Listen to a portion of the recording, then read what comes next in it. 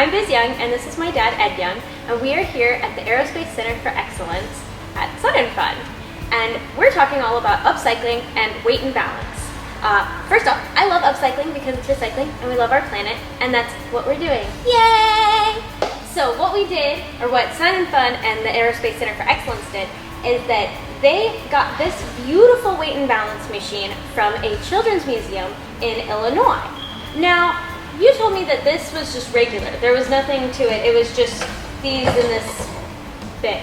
Yeah, that's right. They would use the bean bags to balance out the machine, and the light would come on. Oh, okay. So nothing to do with airplanes. So how did Sun and Fun and the Aerospace Center of Excellence change that? Well, so our volunteers come here in November, December, and January, and then they usually stay through the fly-in, which is usually in April. Unfortunately, our volunteer cycle was cut a little bit short, so we're not quite done with this machine, but we were hoping to introduce it to the world at Sun and Fun this week. The volunteers worked on this project for about 15 days. This piece was the same color, sort of yellow.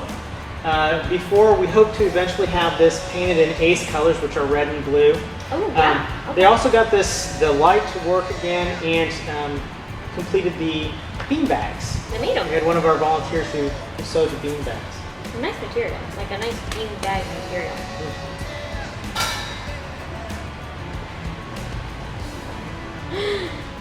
What this machine does now that we've placed an aircraft on it is it gives a very visual demonstration of how weight and balance works and why it is important.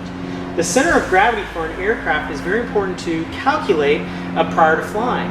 So this aircraft, as you can see, there is a lot of the bulk of the aircraft forward, and you can see we're off center. So Biz, if you'll go ahead and add some weight there, we can see how much weight we need to add so that we can center the aircraft.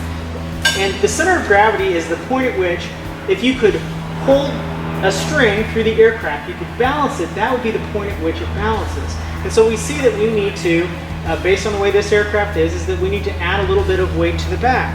And we need to calculate that based on fuel burn, because the center of gravity will change as the fuel burns from the wings. The center of gravity will actually change while there are people in motion inside of the airplane.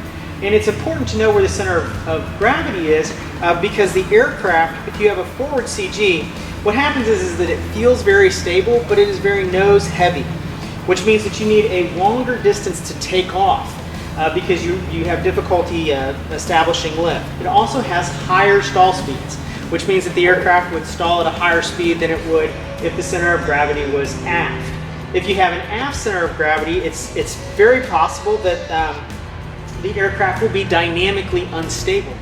It would also be very difficult to control at stall speed because the weight is at the back, and this already increases the angle of attack, and there are a variety of reasons why that creates a problem for the aircraft in flight. We're going to add an activity to this chat. Take a regular sheet of paper and fold it into a paper airplane. We have samples in the resources section on our website. To test the center of gravity, we need to review the 4 forces of flight that act on an aircraft.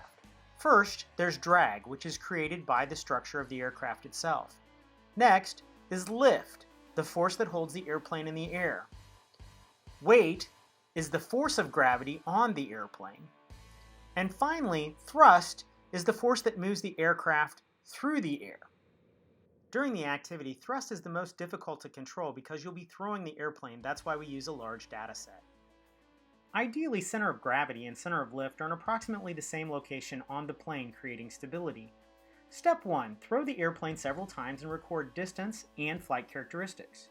Step 2. Fold the wings upward in the back and throw again several times. You should see a change in the center of lift to the rear of the airplane. Step 3. Add a paperclip to the center of the airplane. You should see a change to the center of gravity. Throw several more times and record your findings. Step 5, remove the paperclip and add a paperclip to the rear of the aircraft. Again, you should see a change in the center of gravity to the rear and aft of the airplane. And throw and throw and throw again.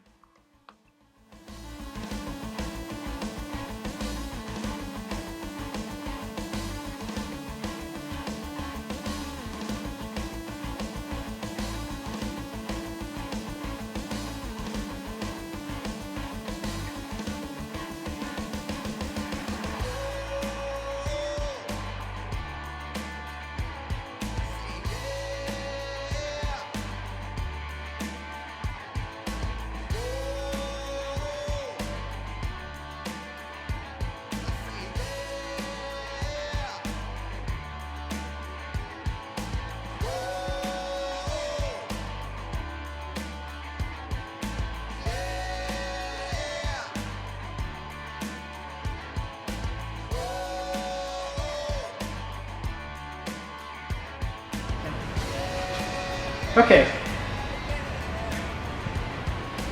So let's see, where do I need to start at? Do you want to start from the beginning of your part?